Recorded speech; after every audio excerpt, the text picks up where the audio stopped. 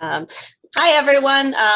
If you are new to this format of Zoom readings, I would suggest that you put everyone on speaker so that you do not look at a bunch of blank screens instead of a poetry reading. So put it on speaker and it'll almost be like a real event. Or, I mean, it'll be like an in-person event.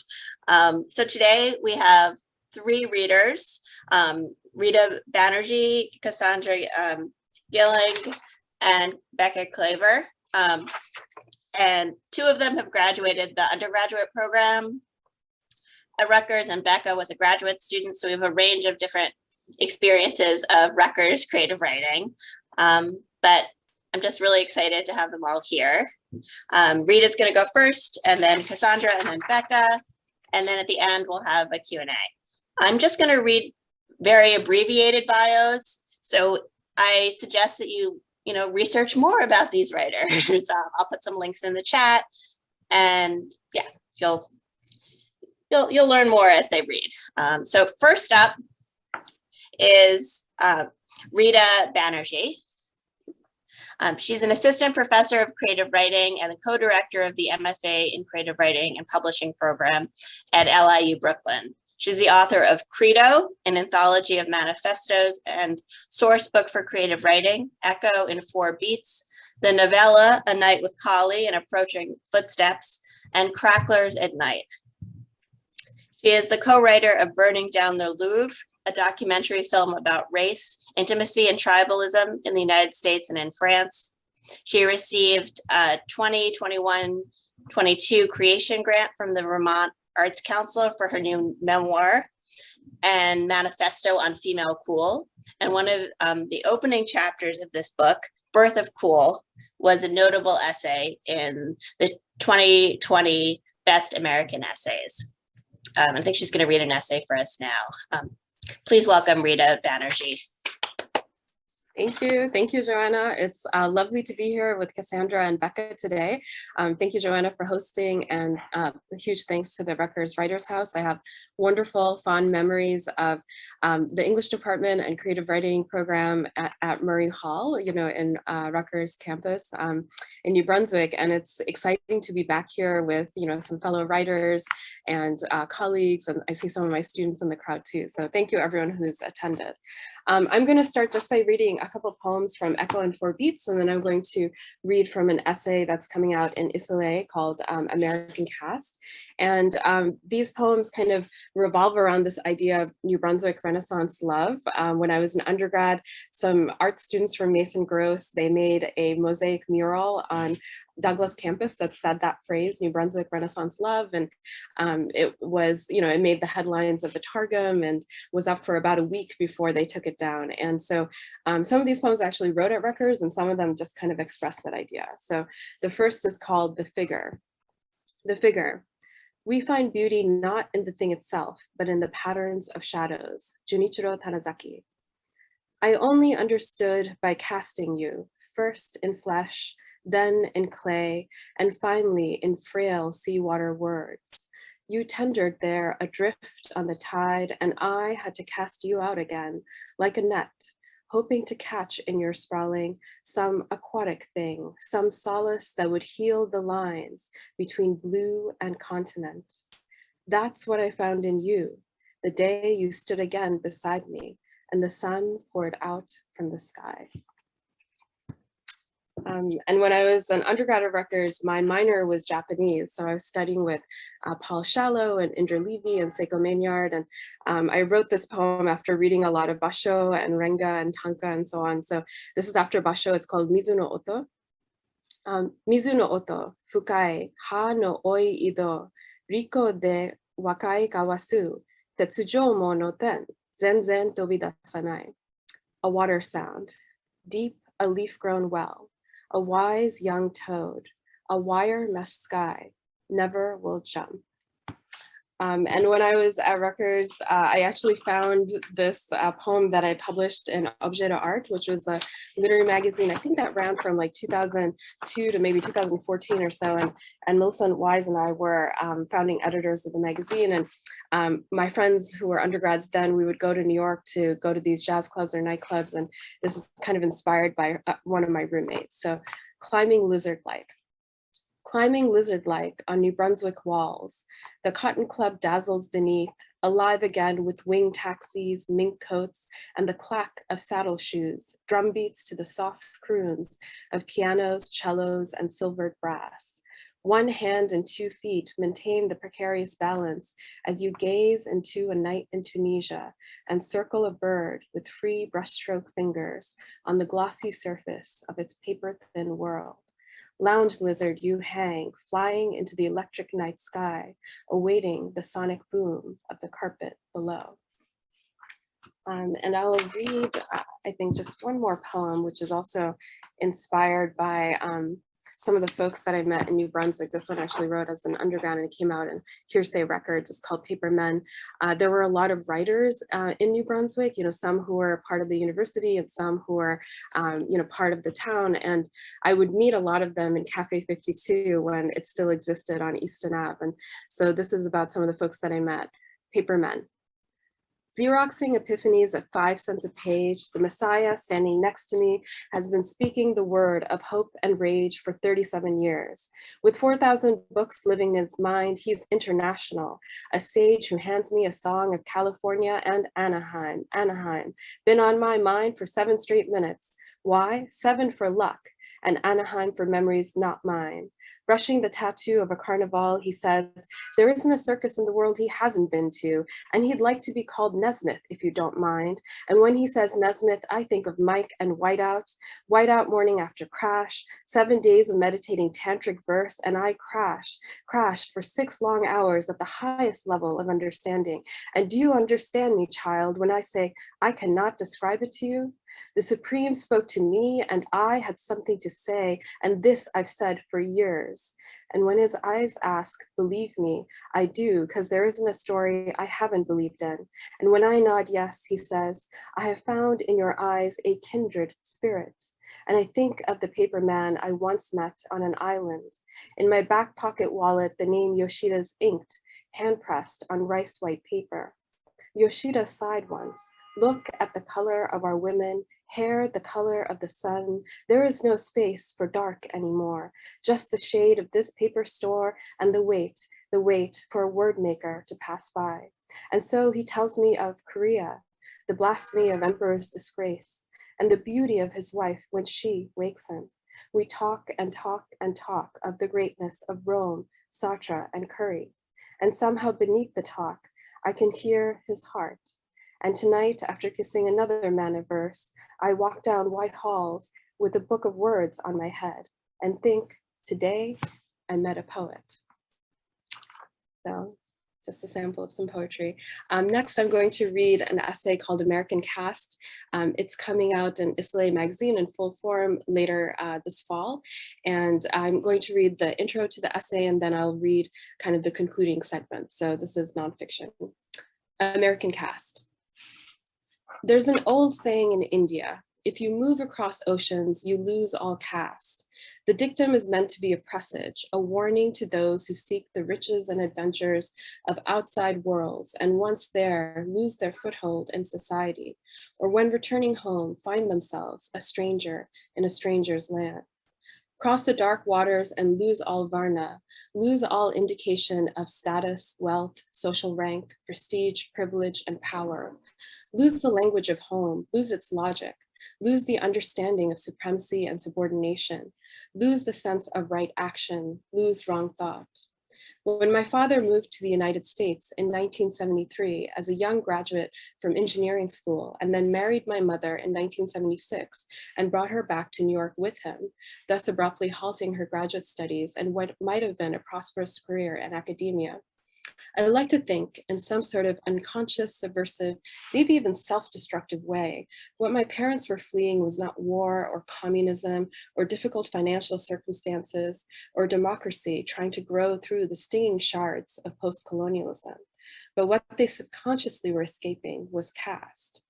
To be a Brahmin in India was to acknowledge, if one dared, both your great privilege as keepers of sacred knowledge, as conveyors of grammar, astronomy, and mathematics, statecraft, social mores, philosophy, and theories of art and human behavior across generations, and your incredible complicity in the social violence that is the Indian caste system.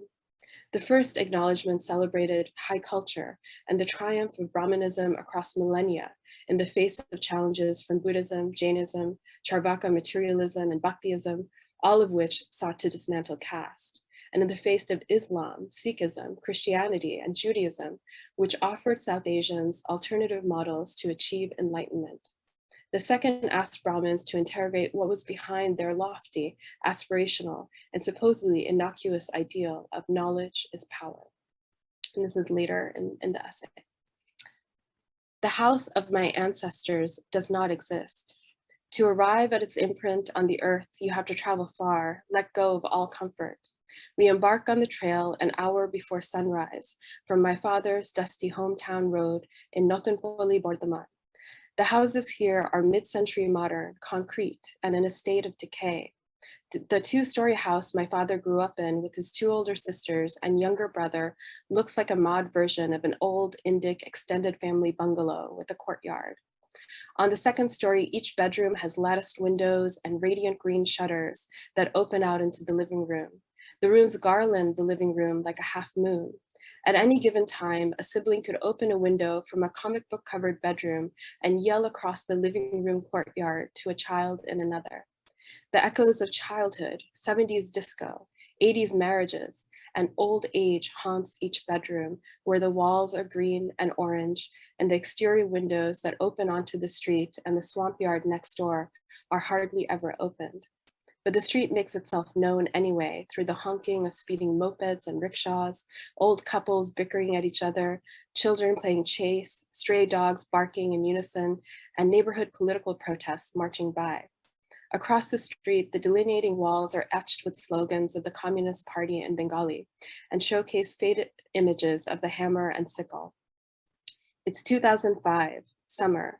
I'm still in grad school, earning my MFA and wondering if I'll ever be a writer. Bush is still president. America marches towards apathy, social violence, and totalitarianism day by day. And the left front Communist Party of India, Marxist, will lose its foothold and rule over West Bengal in just a few more years. The future has not yet been written, but what will come to be in 16 years is already fomenting and is already here. Today, we are traveling the long distance to the village my grandfather Dada partially grew up in, where he spent his youth before being driven to Bardhaman to find a job, one in pharmaceuticals to eke out a living and raise his family as a young man. Listening to my father tell the tale, I don't fully understand, but a year later, tucked safely away in Bangalore with my maternal grandmother Nani, I will learn more about what happened to my grandfather's family. Your grandfather came from a family of landowners. They were zamindars and owned a large portion of the country in rural West Bengal. My eyes light up with interest. Nani, always ready to spin a good tale, continues. But they lost their fortunes when the British came. They became too entangled with them, went on hunting trips with the Brits, gambled in their dens, drank wine at their country clubs.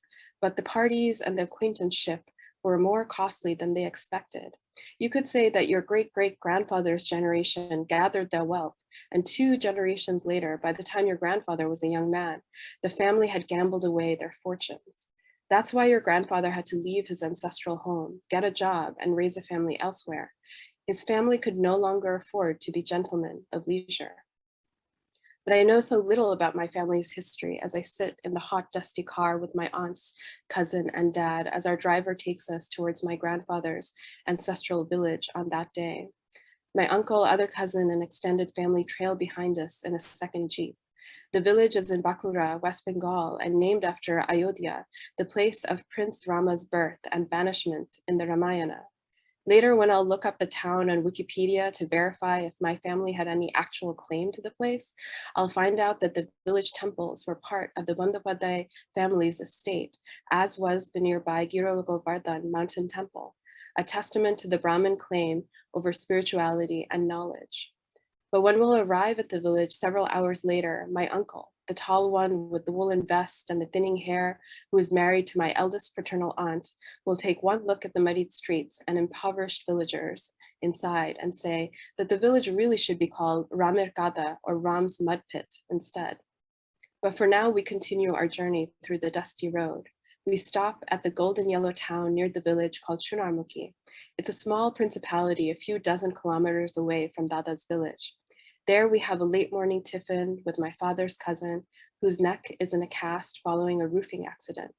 He lives in the family home with his aging mother. He's chatty but has a far off look. I don't know it then, but this will be the last time I will see him. After our late morning meal and tea, we continue our journey. At a certain point, we have to leave our jeeps behind and hop onto local ox carts that travel on the dirt road of a mountain beside a dried up glittering riverbed. After almost an hour on the bumpy, unpaved road, we arrive at the entrance of my grandfather's village. The gates to the village are slate gray and are surprisingly ornate. Our guide to the village is one of my grandfather's best childhood friends.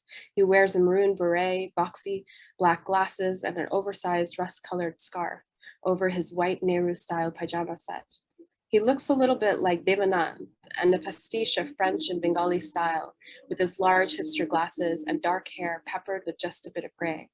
At the gate, he gives us a welcoming smile and a warm embrace. He guides us through the village, which turns out really to be an ancient mercantile town. We pass by a row of thatched huts first, where a few of the remaining villagers still live. The village is sparsely populated, but my Aunt Shika notes the two ragtag girls playing in a muddied patch on the road anyway. Look at how they're dressed, she whispers in my ear, with only one chapo between them. The girls' knit clothes are pockmarked with holes, and one of them wears a single shoe. Shika auntie continues, if your family had stayed in the village, one of the girls would be called Rai. She smiles and nods to her daughter Rai, my cousin up ahead of us, and the other would be called Rita. I look at her and Shika auntie bursts out laughing. Her laughter contains a sense of surprise at how impoverished the village has become, and a sense of relief at having escaped a similar fate somehow. I tried to hold back, knowing that I shouldn't laugh and that we should feel guilt, not relief in this moment, but I end up giving into her smile anyway. Leaving the girls behind, my grandfather's friend guides us to the temples lining the main road of the village. Inside, they are full of terracotta statues in angular shapes of horses, deer, and snakes. Each animal has a vermilion mark across its forehead as a sign of respect and worship. When I stare at the snake statues painted with orange shindur, my Aunt Shika giggles behind me, saying that the villagers worship the Nagas, the snake gods here. I find the rows and rows of animal figurines in the temples to be intriguing. There are no human images or idols to be worshipped here. My grandfather's friend guides us to an open-air, two-story thatched bungalow. From the red-painted, mud-walled second floor, we peek out at the village dwellings below. Everything is calm, green, and in birdsong. Magnolia, jasmine, and gardenia blossom alongside the huts. Looking at the lush green earthen scene, I think, this is what a true ashram must feel like. But Dada's friend pulls us on. He takes us beyond the huts and individual temples to the large pink sandstone gate that marks the entrance of the town's market square. The inscription at the top of the gate archway reads, 1645 AD. I stand back and study the gate. Did my family really live here for nearly 400 years? Maybe even longer before this gate was built? Why does this village have this Western-style architecture and date? What kind of dealings were they doing with the Portuguese and the British back then? When I catch up with my family next, they have walked far into the interior of the town, past its market square to where a dozen Shiva temples are lined up, one against the other. Each temple is made from white marble and opens up into two large connected village squares. You have to go up and down a short set of marble staircases to get to the other.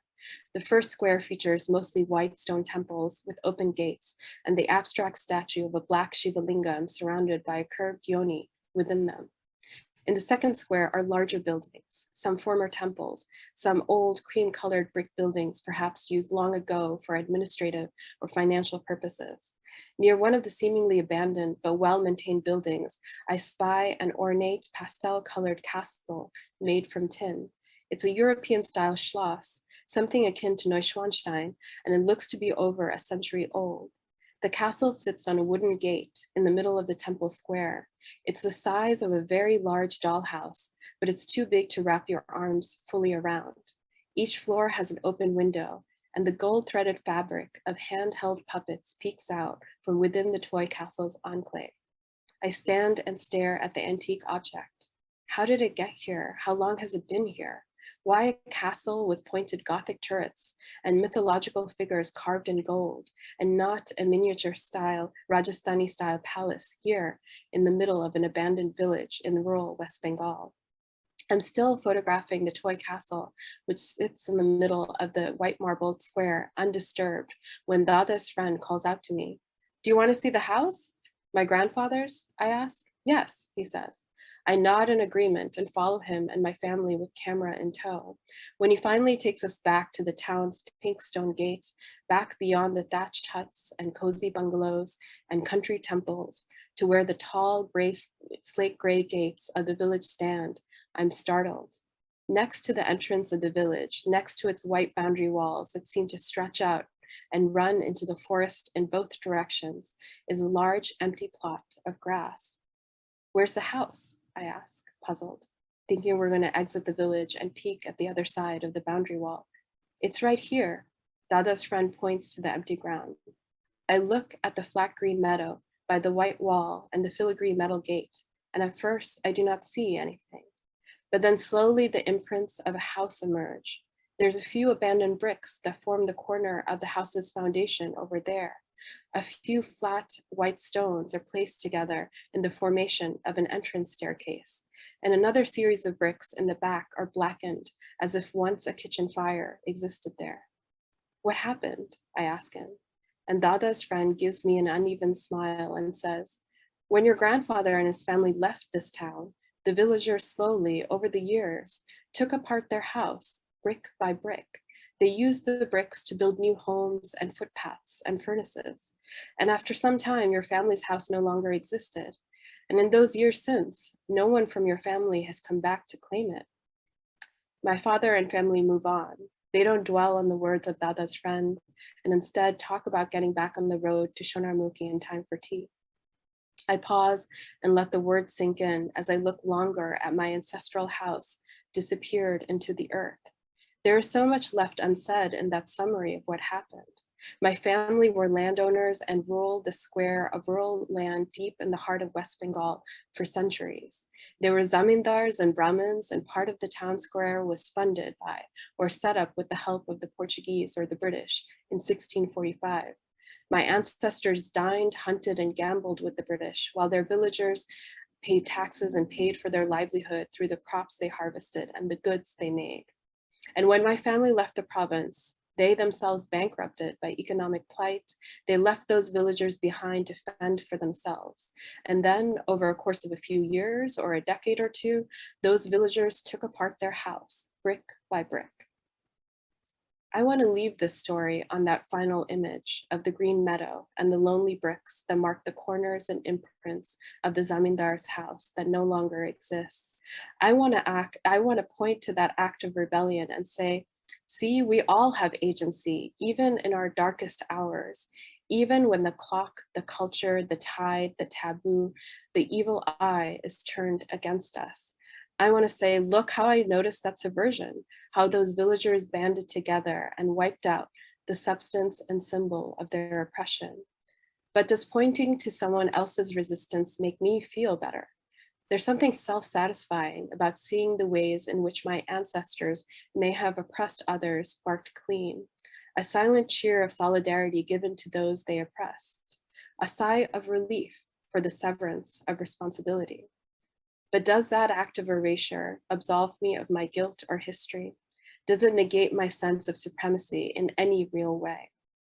If we are all supremacists and continue to be, how do we recognize and stop the harm we cause to one another? Thank you. That was beautiful. Thank you. Next up is Cassandra Gillig. She's a writer, archivist, musician who lives in Kansas City.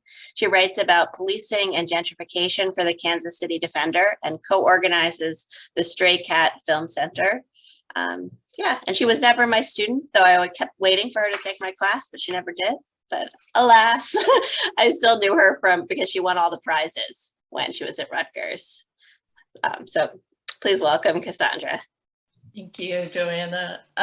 Only didn't take Joanna's classes because I took very few classes. I was only at Rutgers a couple of years, though Joanna, incredible professor, I'm sure has all of the secret, fascinating poetry knowledge. All right, so I am going to be reading a little piece I wrote about the creature from the Black Lagoon.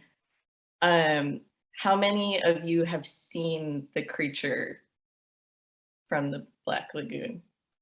Do we know its beauty, its grace? I can share screen here, so I'm gonna just kind of remind you all of how gorgeous this creature is. Let me get I can go closer here. Ah, yes, perfection. Okay, so I work at a movie theater when I'm not working at my regular job, and I like to write about movies. So this is something I wrote after watching The Creature from the Black Lagoon. Just upon watching this movie that I strongly feel this creature is a woman and have decided to write about her beauty in this way. So bear with me. The creature from the Black Lagoon is beautiful, striking even. Oh my gosh.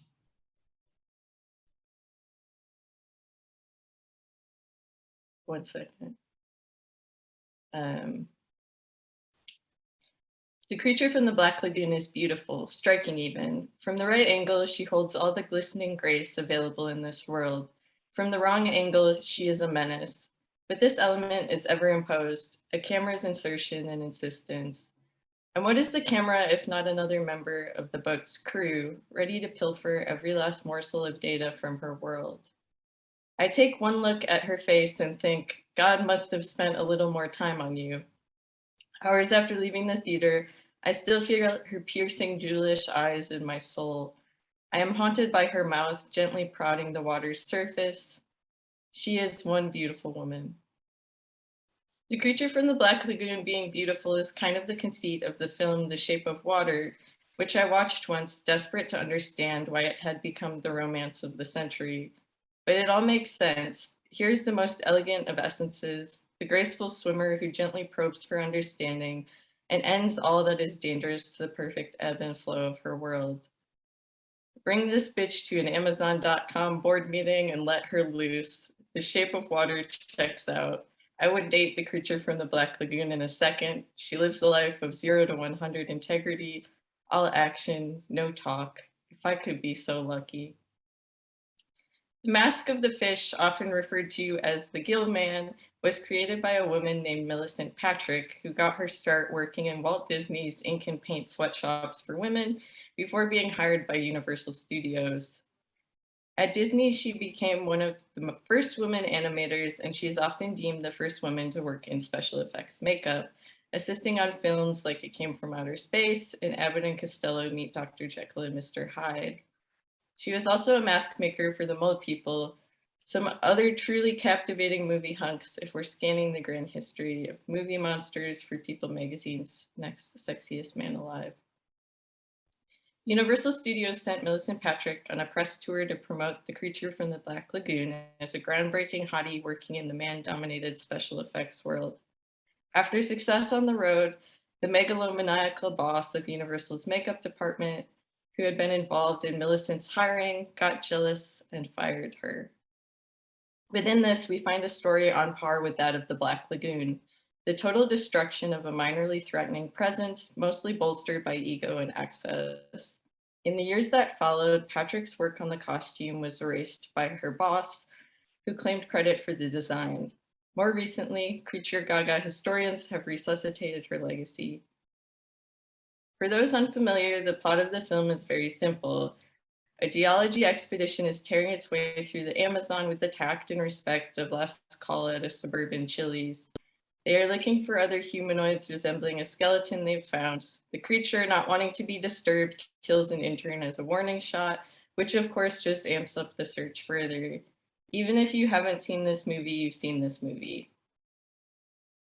In conjuring a very human visage, Millicent Patrick gives the creature mask the quiet and sweet mouth of a fish, but with incredibly decisive lips, enabling some of the most beautiful scenes in the film.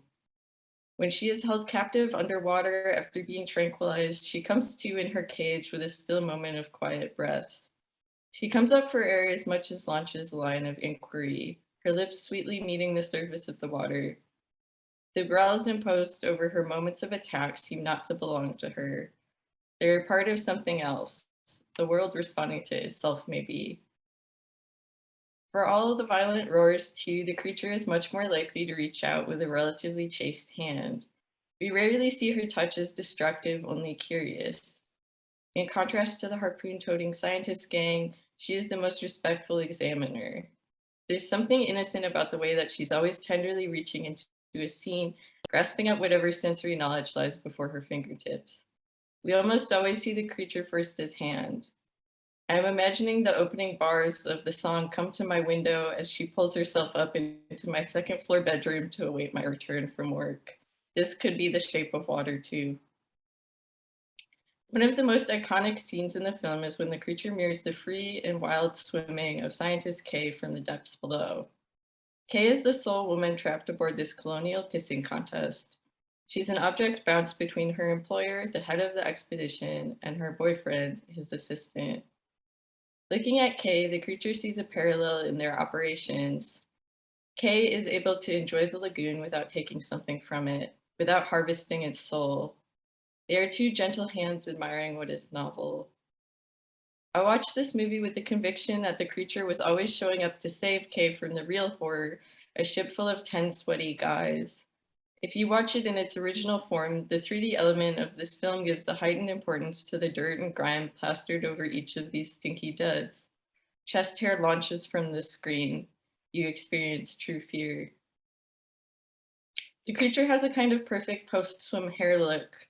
When she's forced on shore, she loses her total elegance, but keeps this reminder of where she is meant to be. The swimming suit was inhabited by Rico Browning, whose work prior included choreographing synchronized underwater performances for pre-movie newsreels and working at tourist trap mermaid shows in Weeki Wachee, Florida. He gave the creature her necessary poise, a real knowledge of her world, and some sense of authority in the lagoon.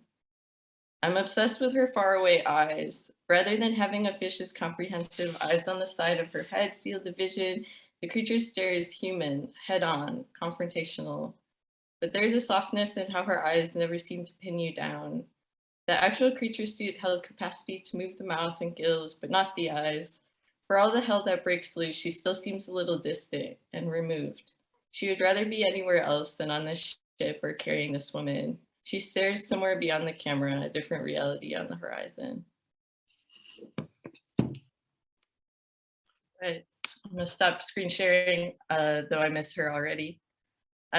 So I thought to break things up a little bit, I would play some music. So I'm gonna do that for you guys. It's, you know, it's weird to just talk into my computer screen. So if anyone feels compelled to leave comments or turn your camera on, you can, but you don't have to.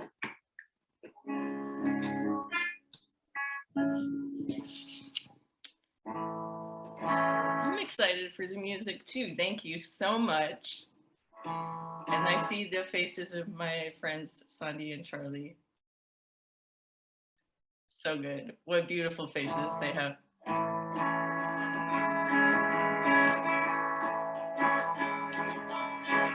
A poison the punch, dressed out There's a doctor in the back of your house with the neighbors watching. Rifling through shelves, sucking on your toothbrush. I think life is so exotic when I forget to care. Well, I'll never say goodbye when I leave your party, because I wouldn't admit I was ever there. No, I'll never say goodbye when I leave your party, because I wouldn't come. I was never there.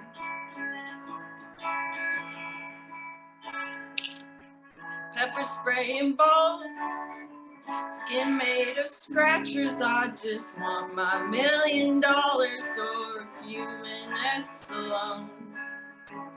Cornered your ex from behind the curtains, and I whispered a curse to take myself home.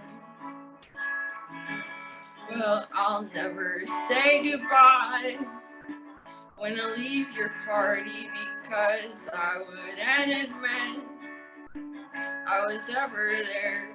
No, I'll never say goodbye when I leave your party, because I wouldn't come. I was never there. I'm falling down the stairs. Won't you take the curlers from my hair? I'm falling down the stairs. Won't you have the decency, have the courtesy not to care?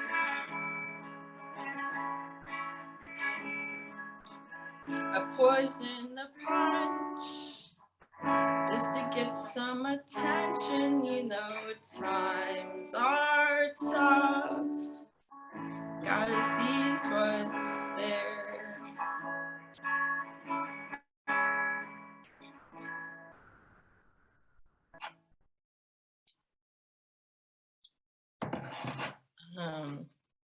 Wow, thank you.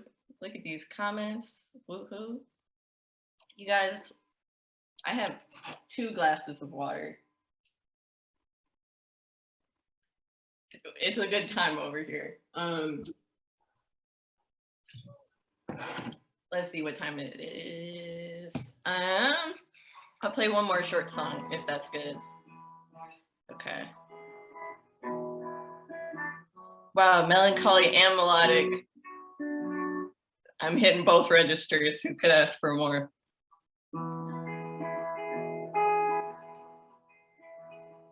Vader Meinhof in the suburbs, Pennyhurst at your door.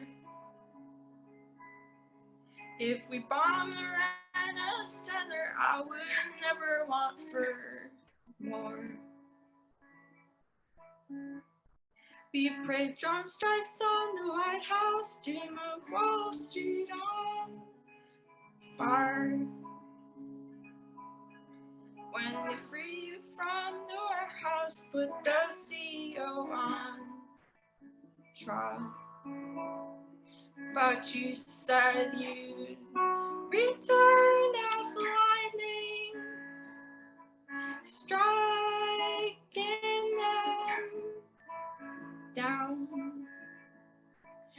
Oh, to be a weatherman, televised in your town. Don't know how much longer I can go before I let it slip. I'd rather puke 1,000 oceans than repent and eat their shit. I'll step into the bank and watch as the world turns. No, your soul can't make you money. You can't live off what you earned. But you said you'd return as the lightning, striking them down. Oh, to be a weatherman, televised in your town. Da, da, da, da, da, da. Da, da, da, da, da.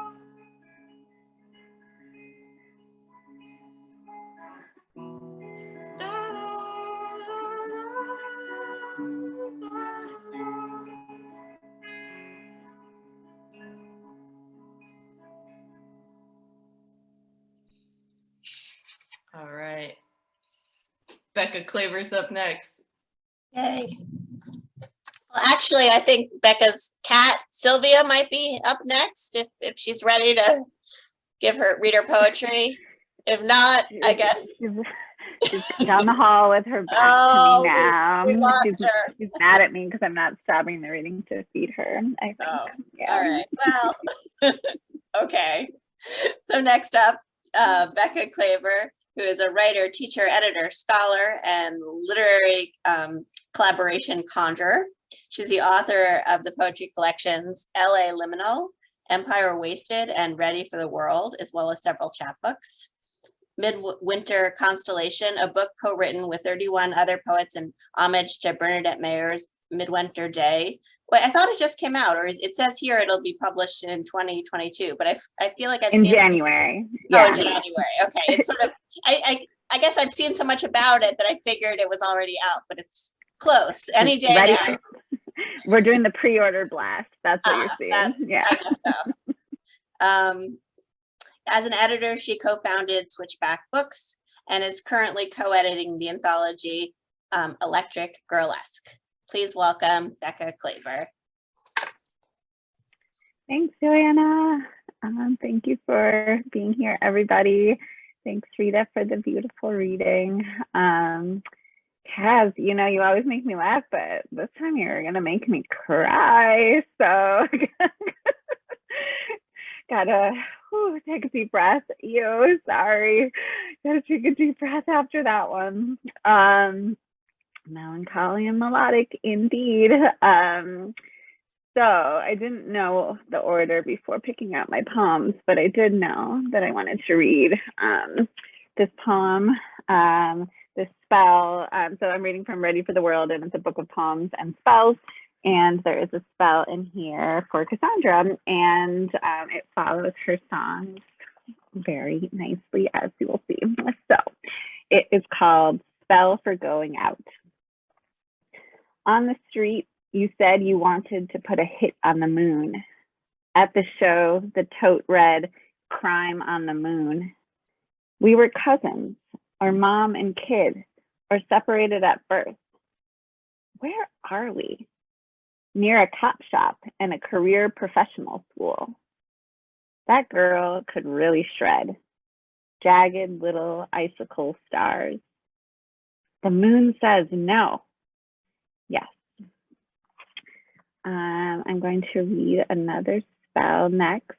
This is called Spell for the Health of a Heroine.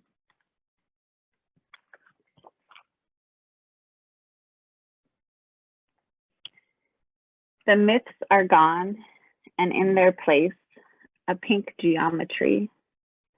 The only way out is in.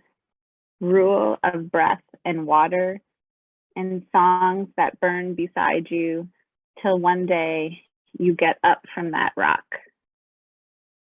Dry 6 tomatoes in the sun. Add a pinch of every condiment in the fridge door that hasn't turned. Do a headstand, or imagining is just as good.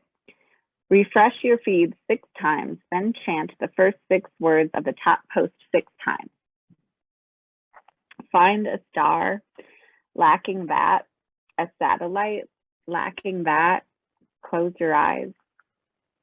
Anything can become a myth. Anyone can become a heroine. To the health of those who have healed us.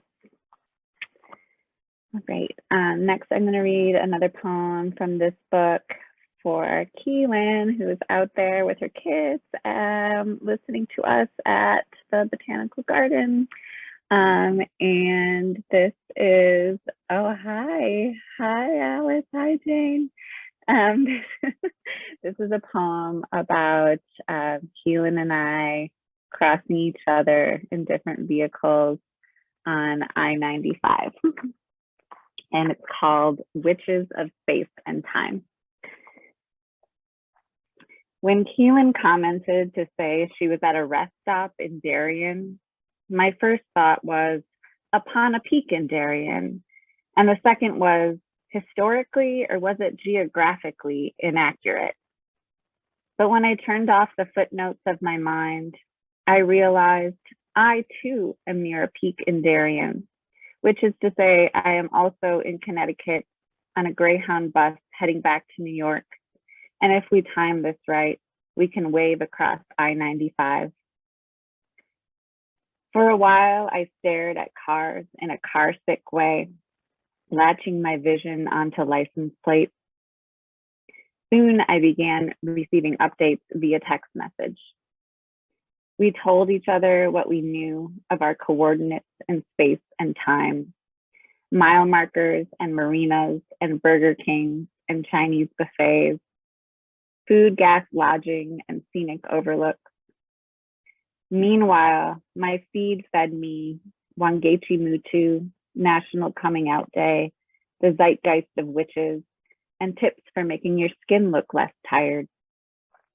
When Keelan texted hoot, I swiped over and typed success on the thread we had going. I thought I had missed her, but when I asked if she had a busted front left fender, indeed she did. For all the looking down and typing, we miss each other. But I saw you on I-95 with my own two eyes and told you the traffic would clear up on your side. We used our eyes and our tools and our eyes to find that flash overlap of space and time, or what they call coincidence. True story. All right. The last one, oh no, I was going to read one more from Ready for the World, and then a newer thing. So this is called Up Talk, and I just like to read it out loud. So I read it at reading. Up Talk. It's like a phobia of life in general. I promised not to do it again. I paid you already. I know you care, but it's not enough. I think you need to bring your voice down. I ate the rest of it. I'm 100% positive I left it right here. I didn't think that applied to me. I kind of miss it. I told them I'd be there every Thursday. I keep getting what I want. I sort of want to flake on my own party. It's like a tendency towards self-destruction. I was thinking of the greater good. All right. The last piece I'm going to read is a longer kind of big prose chunk from a manuscript I've been working on for the last few years, which is sort of a divorce manuscript. And that comes up in this piece a little bit, sort of in the background. But I chose to read it mostly because, like some of Rita's pieces, it takes place in New Brunswick. In part, it takes place kind of in between New York and New Jersey, which is where many people who go to Rutgers or teach at Rutgers live, somewhere in between New York and New Jersey. And it's called Day Out of Time. And the actual date of this day that I'm writing about is July 25th, 2016. Day Out of Time. Early mornings out to Jersey this week, and I thought I wouldn't have a mind to read after all these jobs in a row, but Patti Smith's M Train was right there on the shelf at the library, and some books are talismans, They get their magic all over you. It's old world dreariness reminding me how it feels to be an artist. Patty buying a copy of Sylvia's book in London while I sit online debating the merits of a Kirsten Dunst directed adaptation of The Bell Jar is the first synchronicity. Then a sticky morning leads straight into the cold catacombs of Murray Hall to teach 10th graders. Another hot walk to my new temporary office on George Street, where Lauren texts to say she's going to go ahead and make other plans for Sunday since she knows I can't commit because I'm waiting to hear whether he's really coming to Brooklyn this weekend to get his stuff. In the midst, he finally texts me, which is number 2. He'll be here the second week of August. Quizás, quizás, quizás. Sirens of Chicago in the background. Mulix texts me about the day out of time, which I've never heard of, but I get the message. Yoko Ono, Bernadette Mayer, Linda Montano showed me how to make art out of time, to choose a frame, to let meaning accrue through attention.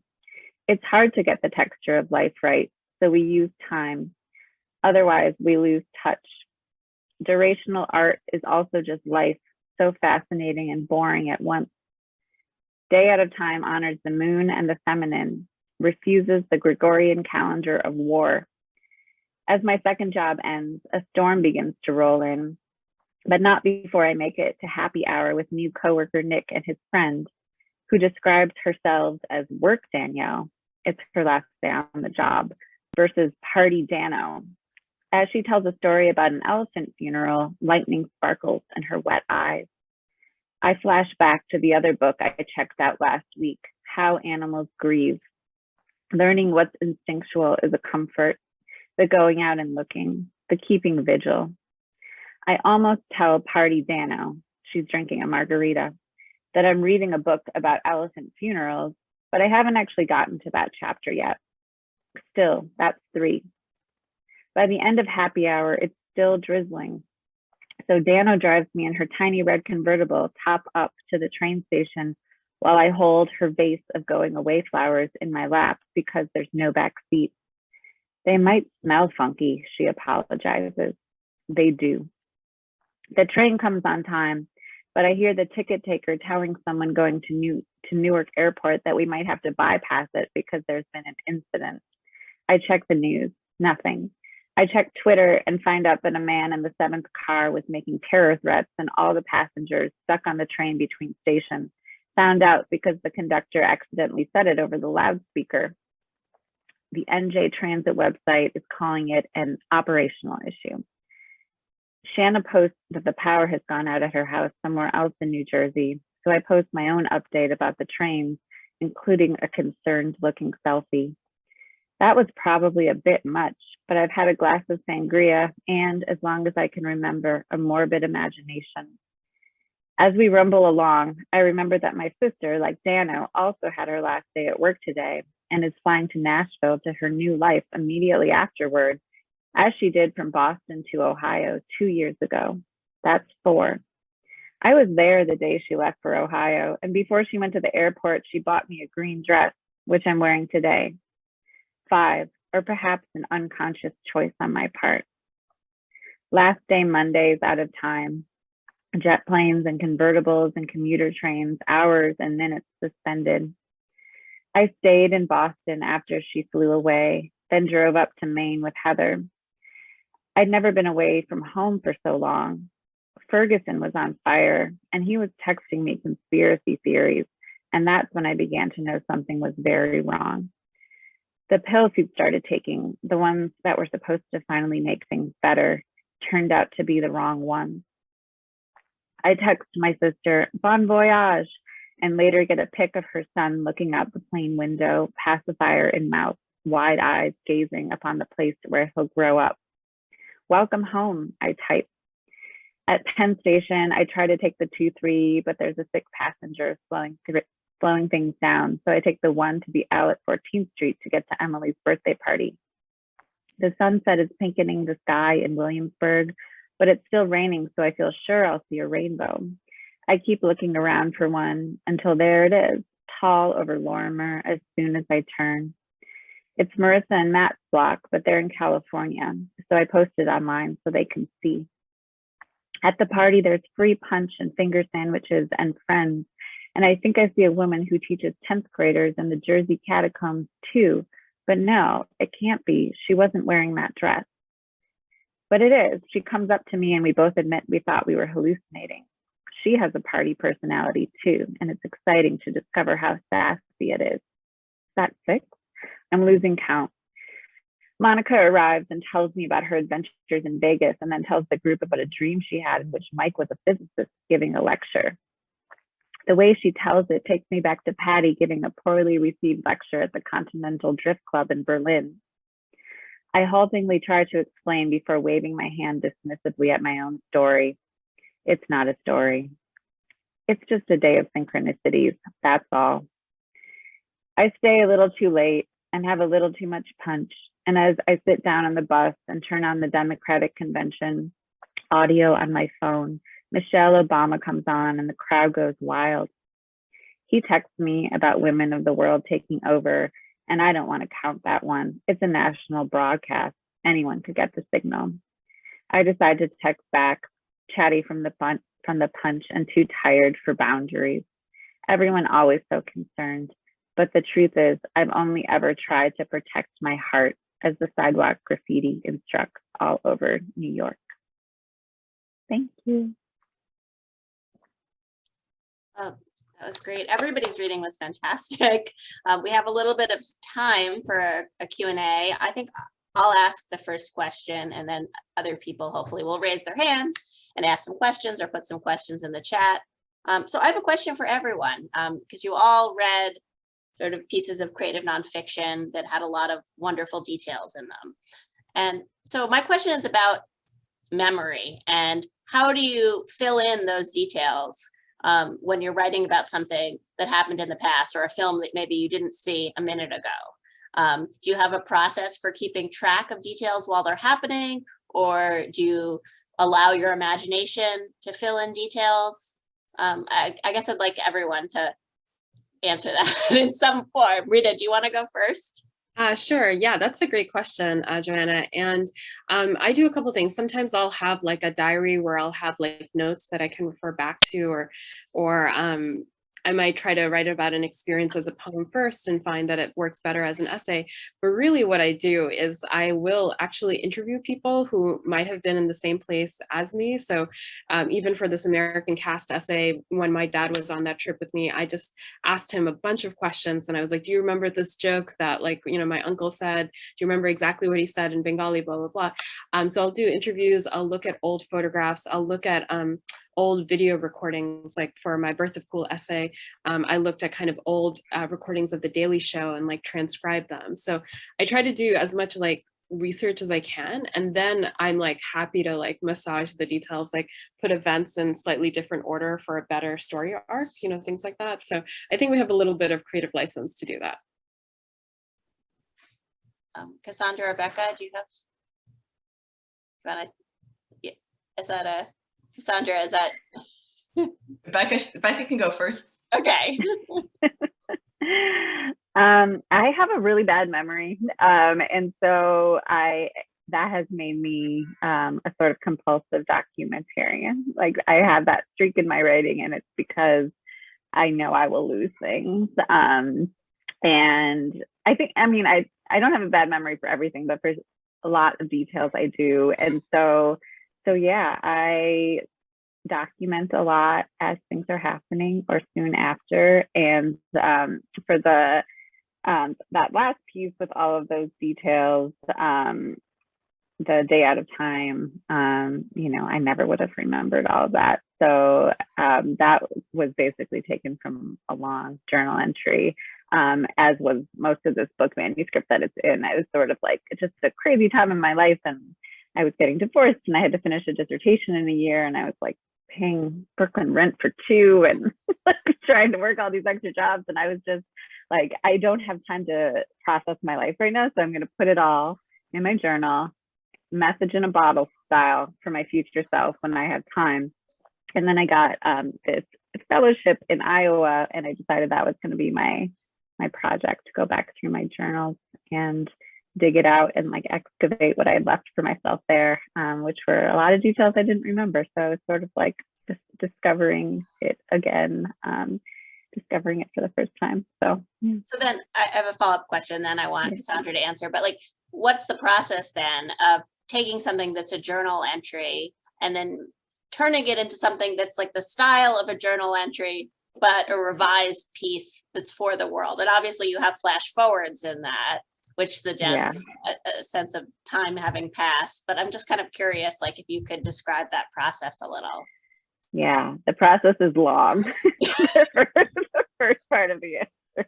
You know, I've never gone through so many drafts of a book because I really felt like I had to sort of like, in some cases, like chisel poems out of journal entries, you know, where it was just like a bunch of extra fluff. And I wanted to try to chisel the poem out. And then sometimes there was a fragment, and there are a lot of fragments in this manuscript, and I just wanted there to be room for that because it felt right for the content of the book that it be sort of emotionally fragmented, especially at the beginning. But then in other cases, there are fragments that I kind of knew wanted to be something more. And so I had to kind of like have a intuitive sense of what wanted to grow into something else. And then, yeah, you're right. I had forgotten that the tense switches and day out of time was something that I really worked on later. I decided to put the present in present tense so that all of the flashbacks would work and be clearer, which I think it was, the tenses were probably much more jumbled. We've all been in workshops or workshopped our own pieces where it's like, oh, right, like I'm switching back and forth between past and present tense in a way that doesn't make sense. So I had to really make sure that that was all consistent and clear in that piece. If it wasn't, let me know. And no, I thought it worked great. Also, I mean, if you haven't yet, you should look at Linda Norton's Whiteout, which is a book that she had like years and years and years of diaries that she kind of narrowed down into this book, which is covers like a huge span of time, maybe 20 years. wow, it really feels like a novel when you're reading it, even though there are poems in there. And it's very much like has the feeling of a diary or a journal, even though it's very crafted in terms of the structure of the book. Nice, thank you. I'm definitely gonna look that up. Okay, Cassandra. Yeah, so I think much like Becca, I have a really awful memory and I've kind of just made peace with it. I'm not a big chronicler of things or journaler, but I think I write a lot of nonfiction now, like more essays, and I've kind of shifted to journalism in certain ways. And you start to realize how like all accounts have some like element of fiction, right? And so like the greatest thing that you can do as a writer is to like pursue some like vague form of truth. And so it might not be what happened, but it might be like the truest representation I can make of like the person that I knew I was or the people I was surrounded by. And I think too, like I immediately thought of Bernadette Mayer, who Becca's book project was mentioned earlier that riffs on one of her projects, but the poet Bernadette Mayer did this project called Memory, where she took a picture of every day of her life and like also like kind of used the pictures as these like visual cues and to like surround yourself by relevant objects or maybe like the context of what was happening that can often lead to things that you otherwise wouldn't have known about, you know, like regression therapy almost, but with objects. Yeah, That's great. Anyone else have questions? Maybe put your name in the chat if you have a question and then just unmute yourself. I know a lot of my students are here. Okay, Sabrina, do you want to ask your question? You can unmute yourself. Hi. I just wanted to know, how do you guys know if what you've written, what you are writing works well? Like, how do you know that it's the right thing to put down, if that makes sense? Yeah, that's a great question, Sabrina. You know, because I'm still working on this American cast draft, I would say boredom is like my number one factor. If I'm writing something and I feel bored writing it or reading it back to myself, then it just goes in the trash bin, you know. And when I do that, as I'm like tossing out a section or passage of an essay or, you know, a book or something like that, I try to think to myself, what's the idea behind this passage? Like, what's the concept or the stakes or what I'm really trying to say behind this section? And can I say it in a different way? Like, does it have to be a flashback or a memory? Does it have to be in dialogue form? Does it have to involve two characters? Can it involve one, right? And you know, I always think of kind of like the form, but I think more about the idea of this, like the idea of like the story behind the story, and am I accessing the story behind the story, right? And so if I'm bored by it, or I feel that I'm like disguising the message or the idea or the concept or the story behind that story, then I try to revise it until I, you know, can hit that right note, basically. Cassandra or Becca? I guess I know if I mean, as I'm writing, I try not to decide if it's working or not. You know, I try to kind of get out of my way as much, my own way as much as I can.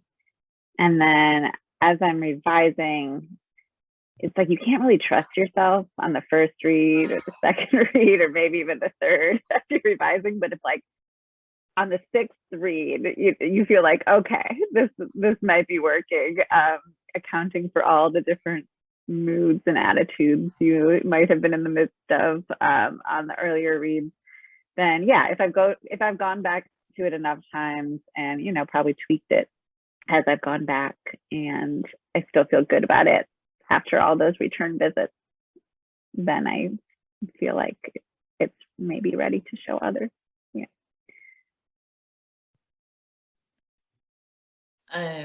My immediate thought was just that if you're reading something and you realize that it's like not in your own voice, like for me, that's when I know it's not working, is because it's like I've become distracted with some like other thing that I'm trying to do that isn't based on the urgency of getting whatever idea or thought or feeling out. And so like for me, like when I read a piece back and I don't even like think too much about the particulars of the words and everything, it just like seems like something I might say in a conversation. Like to me, that's when something's actually working, is because like I've managed to create the thing that I set out to create. Tavi, do you want to read your question out loud? Yeah, sure. I'm just really thrilled with all the different genres that you're all you know, experimenting with. And so my question is about that. Like, what draws you to other genres beyond poetry? And then what do you consider are the subjects that belong to your poetry practice versus subjects or topics that you want to express in prose or in nonfiction? And are there like blurred boundaries among those?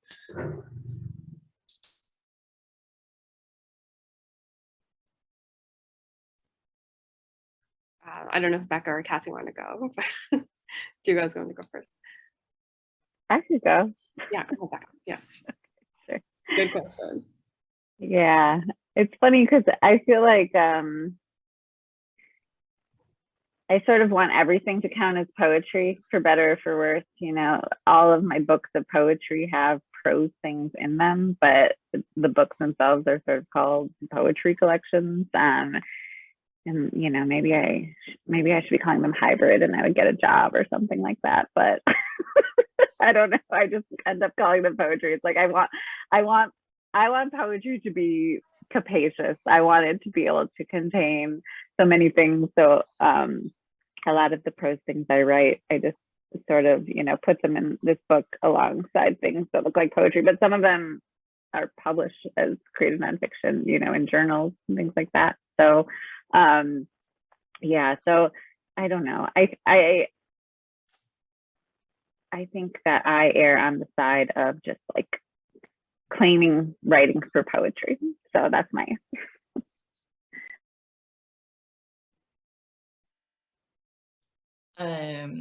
I sometimes joke that I'm like a reformed poet, in that I don't really write poetry that much anymore.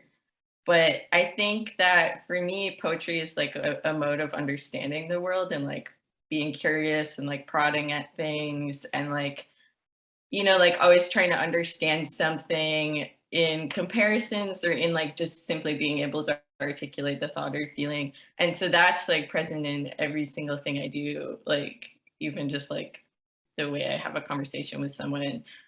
For me, it's just like a mode that my brain operates in. So even when I'm not writing poetry, it's like present because it's just this way of engaging with ideas in the world that I think has like brought me to like truly knowing myself and understanding what I want and need.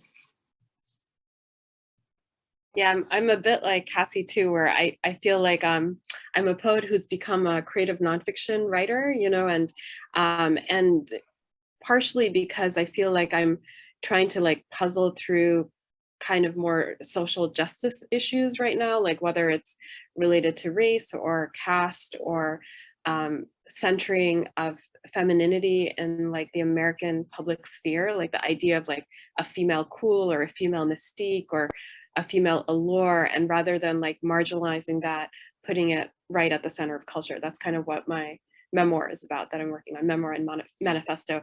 And during the Trump years, like from 2016 to, you know, just, you know, the insurrection on January 6th, I had a really difficult time writing poetry because there was a lot of writing that was very political, you know, poets who weren't afraid to be political or, you know, express their discontent at like American politics and social mores and, you know, all sorts of hierarchies and so on.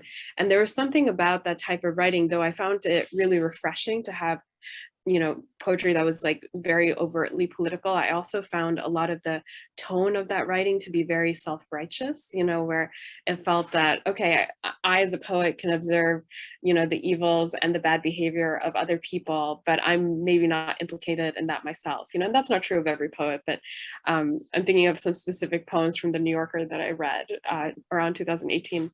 And so, regardless, I had a really hard time writing poetry over the last couple of years, and I'm working on this essay kind of after Theodore Adorno, which is poetry after Trump barbaric?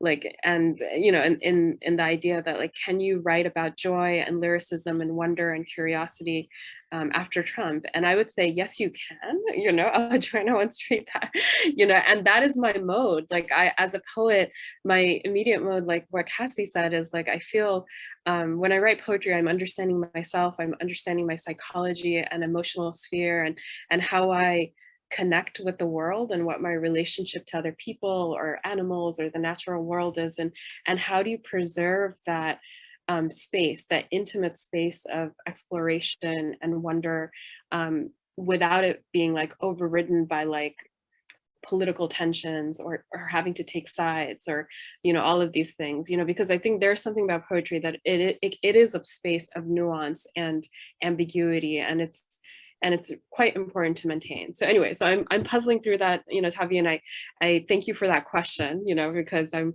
trying to figure out what I'm doing with my poetry right now, post-Trump too. Yeah, this is like a great place, I think, to end this reading, because I mean, all three readings were so amazing and I loved everybody's answers. And I feel like you gave my students who are here a lot to think about as they, you know, start working perhaps on expanding some of their creative nonfiction later in this month. And yeah, I'm so grateful for everyone for being here and for sharing your work. And I will let you know when it's on YouTube. And yeah, if anybody wants to like put their cameras on now to like give an actual like applause that's not, you know, not just a black box, that would be great. We could just have a moment. We could end the speaker view and just sort of say thank you. And great. I'm in my car. Drive safe. Yeah, thank you, Joanna. Thank you, Cassie. Thank you, Becca. Thank you so much. Thanks, Nice everybody. to see you. That was fun. Thanks for coming. Bye. Bye. Bye. Everyone. Bye. Bye. I guess I can close it. Yeah, this felt like it went really well. I was really happy.